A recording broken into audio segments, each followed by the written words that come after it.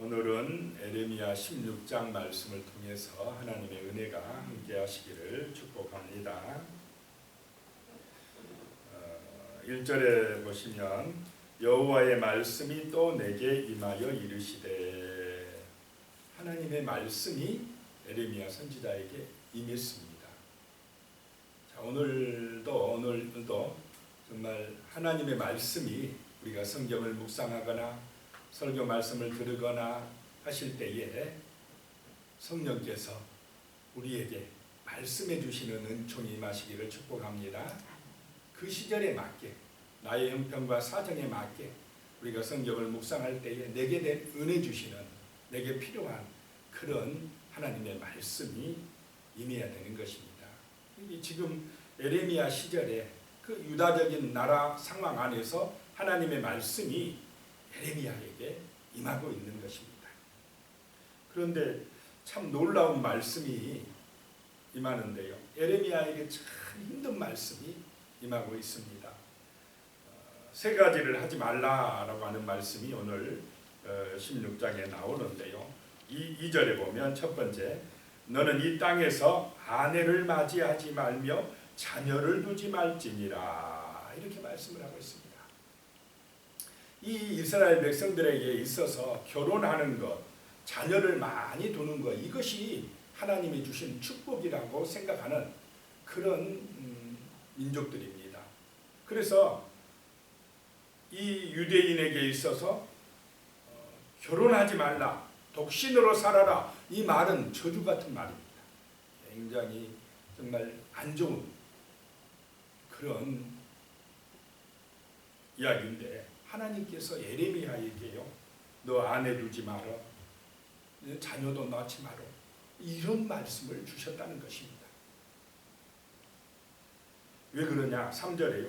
이곳에서 낳은 자녀와 이 땅에서 그들을 해산한 어머니와 그들을 낳은 아버지에 대하여 여호와께서 이와 같이 말씀하시오니, 왜 낳지 말라 했느냐 하면 4절에 그들은 독한 병으로 죽어도 아무도 슬퍼하지 않을 것이며 묻어주지 않아 지면의 분토와 같을 것이며 칼과 기근에 망하고 그 시체는 공중의 새와 땅의 짐승의 밥이 되리라 라는 말씀. 자, 왜 장가가지 말고 아이들을 낳지 말라 하느냐면 그 때가 지금 하나님의 무한 때가 되었다 이 말입니까? 심판의 때가 되었다라고 하는 것입니다.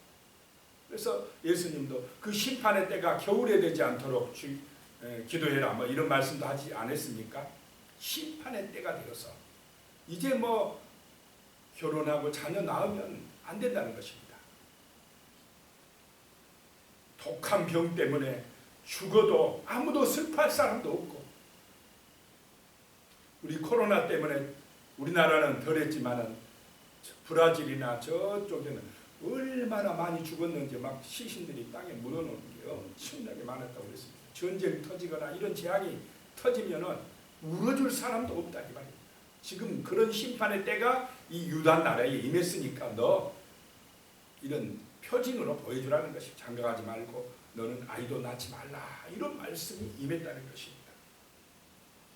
그 다음에 두 번째 또 말씀이 임하는데 5절이에요. 여호와께서 이와 같이 말씀하시되 초상집에 들어가지 말라, 가서 통곡하지 말며 그들을 위하여 애곡하지 말라, 내가 이 백성에게서 나의 평강을 빼앗으며 인자와 사랑을 제함이라 여호와의 말씀이니라 라고 말씀하고 있습니다. 두 번째로 하나님이 하지 말라 하는 건 초상집에 들어가지 말라, 이렇게 말씀합니다. 근데 원래 이 유대나라 전통에는 초상집에는 가서 같이 뭐 해주라 그럽니까? 울어주고 아파해주고 이렇게 하라고 그런 전통이 있고, 그렇게 살아왔는데 초상집에도 가지 말라, 이런 하나님의 말씀이 임했다라고 하는 것입니다. 거기 가서 같이 울지도 말고 애곡하지도 말고. 왜 그러냐? 그런 지금 죽음과 재앙이 하나님에게서 왔다는 것입니다. 심판이다라고 하는 것입니다. 내가 이 백성에게서 나의 평강을 샬롬을 빼앗아 버릴 것이며 인자 헤세드를 빼앗아 버릴 것이며 그 뒤에 사랑을 제함이라. 여기서 사랑은 나함이라는 말입니다. 친밀함 이런 거 빼앗아 버리겠다.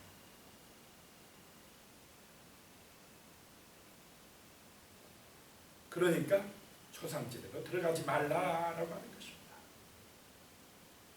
6절에요. 큰 자든지 작은 자든지 이 땅에서 죽으리니 그들이 매장되지 못할 것이며 그들을 위하여 애곡하는 자도 없겠고 자기 몸을 베거나 머리털을 미는 자도 없을 것이며 그랬습니다. 자, 큰 자든지 작은 자든지 권력 있는 사람이든지 가난한 사람들 부자든지 가난한 사람이든지 이 땅에서 다 죽게 되는데 매장되지도 못할 것이다 라고 하는 것입니다. 무서운 재앙이 전쟁이 임할 것이다 라고 하는 것입니다. 그래가지고 애곡하는 자도 없겠고 자기 몸을 베거나 머리털을 미는 자도 없을 것이며 자기 몸을 베거나 머리털을 미는 풍습은 이방신 우상을 숭배하는 습관들입니다. 그런데 그런 것들이 지금 유대 나라 안에서 벌어지고 있다라고 하는 것입니다. 하나님을 잊어버리고 거역하고 세상의 그 쾌락을 쫓고 풍습을 쫓고 자기 영광만을 위하여 살아가는 제약된 땅이 되었기 때문에 하나님이 이제 심판하신다. 그러니까 너는 사람들이 죽어도 초상집에 들어가지 말라라고 하는 것입니다. 또 들어갈 수도 없는 것이 너무나 많은 사람들이 죽으니까 장사도 못 치러주는데 무슨 초상집에 갑니까? 집집마다 그냥 죽은 사람들이 속출하니까 초상집에 갈 여력도 없다라고 하는 것입니다. 하나님의 심판을 지금 예고하고 있는 것입니다.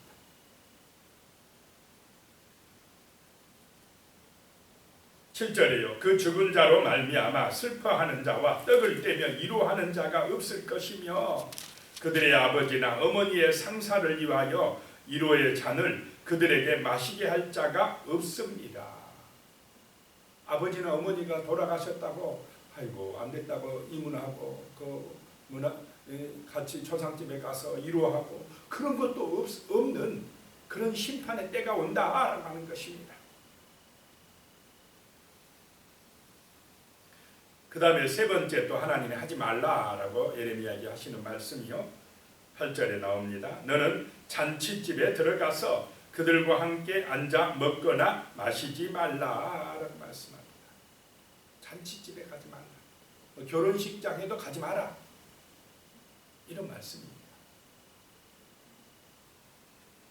9절에요. 만군의 여호와 이스라엘의 하나님께서 이와 같이 말씀하십니다. 보라, 기뻐하는 소리와 즐거워하는 소리와 신랑의 소리와 신부의 소리를 내가 내 목전 내 시대에 이곳에서 끊어지게 하리라. 신랑과 신부의 그 즐거워하는 소리가 끊어지게 하리라 라고 말씀합니다. 오늘 이 말씀 세 가지는 결혼해서 아이 낳지 말라, 또 초상집에 가지 말라, 잔치집에 가지 말라, 이런 얘기들은 이런 일은 일상생활입니다. 우리의 삶에서 일상적으로 해야 되는 그런 일상의 삶입니다. 하나님의 심판의 때가 되어서 이제 일상의 삶이 무너지게 할 것이다 라고 하는 것입니다. 정말 축복은 우리의 삶 속에서 일상에서 이렇게 살아가고 있는 이것이 은혜요 축복인 줄로 믿으시기 바랍니다. 잔치집에 가서 축하해주고 결혼해서 아이 낳고 자손을 번창하게 하고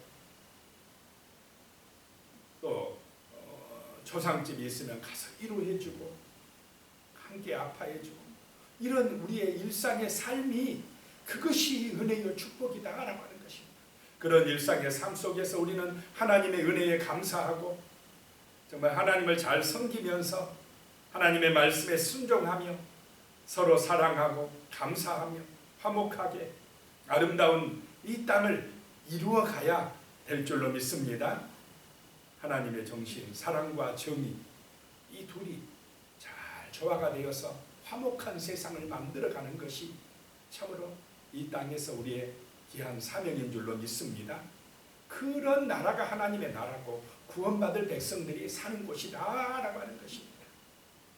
그런데 이 이스라엘은 그런 하나님의 은혜를 잊어버리고 쾌락에 빠지고 죄악에 빠지고 우상에 빠지고 자기 욕심에 빠져가지고 하나님의 은혜를 까먹어버렸다라고 하는 것입니다. 하나님이 기뻐하시는 열매를 맺지 못했다라고 하는 것입니다. 그래서 심판이 임할 것이다 라고 말씀을 하는 것입니다. 10절에요. 내가 이 모든 말로 백성에게 말할 때에 그들이 내게 묻기를 여호와께서 우리에게 이 모든 큰 재앙을 선포하시면 어찌 됨이며 우리의 죄악은 무엇이며 우리가 우리 하나님 여호와께 범한 죄는 무엇이냐 하거든. 자, 백성들이 자기들에게 심판이 온다, 재앙이 온다 하니까 왜 우리한테 그런 재앙이 오냐고, 또 우리의 죄악이 뭐냐고 이렇게 묻는다는 것입니다. 자, 그렇게 잘못을 저지르면서도 자기들이 죄인인 줄 압니까? 모릅니까? 몰라요. 그것이 문제입니다. 우리가 무슨 죄 지었다고 그런 재앙을 주신다고 그럽니까? 자기들이 잘못한 걸 모릅니다. 11절에 너는 그들에게 대답하기를 여호와께서 말씀하시되 너희 조상들이 나를 버리고 다른 신을 따라서 그들을 섬기며 그들에게 절하고 나를 버려 내 율법을 지키지 아니하였습니다. 하나님 버렸다 이 말입니다. 다른 신을 쫓아갔다. 다른 신, 우상, 자기 욕심을 채워줄 신을 쫓아갔다라고 하는 것입니다. 12절이에요. 너희가 너희 조상들보다 더욱 악을 행하였도다. 보라, 너희가 각기 악한 마음의 완악함을 따라 행하고 나에게 순종하지 아니하였으므로 악한 마음을 따라 자기 욕심을 따라 자기 마음대로 살아가면서 하나님의 말씀에는 뭐 하지 않았다요? 순종하지 아니했다라고 하는 것입니다. 13절에 내가 너희를 이 땅에서 쫓아내어 너희와 너희 조상들이 알지 못하던 땅에 이르게 할 것이라. 너희가 거기서 주야로 다른 신들을 섬기리니 이는 내가 너희에게 은혜를 베풀지 아니함이라 하셨다 하라. 그렇게 우상 좋아하니까 다른 신 섬기려고 했으니까 이제 너희를 바벨론 땅에 끌려가게 해서 주야로 그 바벨론의 신들을 섬기게 해줄 테니까 한번 잘 섬겨봐, 이런 말씀입니다. 이제는 내가 너희에게 은혜를 베풀지 아니하리라 라고 하나님 말씀합니다. 정말 하나님의 은혜로 우리가 사는 줄로 믿으시기 바랍니다. 은혜가 아니면 안 된다고 고백해야 됩니다. 근데 이스라엘은, 유다 백성들은 그걸 잊어버리고 살다가 바벨론 땅에 끌려가서야 하나님의 은혜가 소중했고 그 일상의 삶이 하나님의 은혜였구나 라고 하는 것을 거기서야 뼈저리게 깨닫게 되었다라고 하는 것입니다. 자, 14절 15절은 그렇게 바벨론에 끌려가게 하지만은 다시 돌아오게 할 것이다 라고 하는 포로 귀환에 대한 말씀이 나오고 있습니다. 14절이에요. 여호와의 말씀입니다. 그러나 보라, 날이 이르리니 다시는 이스라엘 자손을 애굽 땅에서 인도하여 내신 여호와께서 살아계심을 두고 맹세하지 아니하고, 15절에요. 이스라엘 자손을 북방 땅과 그 쫓겨났던 모든 나라에서 인도하여 내신 여호와께서 살아계심을 두고 맹세하리라. 내가 그들을 그 조상들에게 준 그들의 땅으로 인도하여 드리리라 라고 말씀하고 있습니다. 이제는 애굽에서 인도해 내신 하나님의 이름으로 맹세하지 아니하고 저 북방 땅 바벨론에서 그들을 다시 이 약속의 땅으로 인도해 주실 하나님의 이름으로 맹세하리라 라고 말씀합니다. 옛날 출애굽을 시켜주셨던 그 하나님이 아니라 이제는 바벨론에서 포로에서 해방시켜주실 그 하나님의 이름으로 맹세하게 하겠다라고 하는 말씀입니다. 19절에 보면요, 여호와 나의 힘 나의 요새 환난 날의 피난처시요 민족들이 땅끝에서 주께 이르러 말하기를 우리 조상들의 계승한 바는 허망하고 거짓되고 무익한 것뿐이라. 예레미야의 기도입니다. 하나님이 나의 힘이고 나의 요새이고 환난 날의 피난처라고 고백하고 있습니다. 우리의 고백이 되시기를 축복합니다. 그런데 세상 사람들은 하나님을 의지하지 아니하고 허망한 것을 따라 살아간다는 것입니다. 허망하고 거짓되고 무익한 것, 하나님 버리고요 의지하는 모든 것들은 무익한 것, 허망한 것들입니다. 세상 사람들이 그렇게 좋아하는 돈도요, 그렇게 그 재산이 많고 돈이 많다 할지라도 그 돈이 그들을 구원으로 인도하지 못합니다. 이 세상 살이 다 하고 죽을 때가 되면은 그 돈이 나를 행복하게 해주지 못하는 것입니다. 빈손 들고 왔다가 빈손 들고 가는 것이 인생입니다. 그런데 예수가 소망이 될 때, 예수가 목자가 되어질 때는 죽음도 우리는 두렵지 아니할 줄로 믿으시기 바랍니다. 죽는 순간에도 영원한 천국을 바라보며 찬송하며 기쁨으로 나아가는 것입니다. 우리는 이미 죽음을 이긴 부활의 백성인 줄로 믿습니다. 그래서 하나님이 소망이 될 때에, 하나님이 나의 힘이 될 때에 우리에게 진정한 영원한 생명이 임하고 참된 만족이 임하고 기쁨이 임하는 것입니다. 21절에요. 여호와께서 이르시되 보라 이번에 그들에게 내 손과 내 능력을 알려서 그들로 내 이름이 여호와인 줄 알게 하리라. 정말 이 땅의 고난은요, 여러 가지 시험들은 코로나 재앙이든지 전쟁이 지금 우크라이나 전쟁이 터졌든지 이런 사건 통해서 하나님은요 하나님의 손과 능력을 알리려고 합니다. 하나님이 진정한 우리의 힘이요 요새요 환난 날의 피난처요 구원자가 되심을 알게 하려고, 내 이름이 여호와인 줄 그들에게 알게 하려고 한다라고 하는 말씀입니다. 정말 하나님을 경외하고 하나님이 창조자요 구원자요 우리와 함께 하시는 살아계신 분이라는 사실을 알게 되고 그분을 의지함으로 그분 안에서 만족하고 감사가 넘치며 소망이 있는 능력 있는 삶이 되시기를 축복합니다. 오늘 말씀을 기억하면서 정말로 허망하고 그런 무익한 세상의 것들, 하나님 버리고 그것들을 의지하고 거기서 만족하려고 하는 그런 불신앙을 버리고 여호와를 경외하고 하나님의 말씀을 묵상하고 그 말씀에 순종함으로 은혜 받는 백성 되게 해달라고, 은혜 받는 우리 하나님의 백성들 성도들 되게 해달라고, 그래서 세상 가운데서 복음의 증인으로 전도자로 살아갈 수 있게 해달라고 같이 기도드리겠습니다. 살아계신 하나님 아버지, 정말로 아버지 심판의 때가 오고 있다는 사실을 잊지 말게 하여 주시옵소서. 많은 사람들이 세상의 쾌락에 빠져서 눈에 보이는 육신의 욕망에 빠져서 세상 것에 빠져서 정말로 하나님을 잊어버리고 제약 가운데 쾌락 가운데에 세상의 영광만을 추구하며 교만한 가운데 살아가고 있습니다. 하나님 아버지, 그런 세상을 향하여 하나님께서는 심판이 오고 있다고 말씀합니다.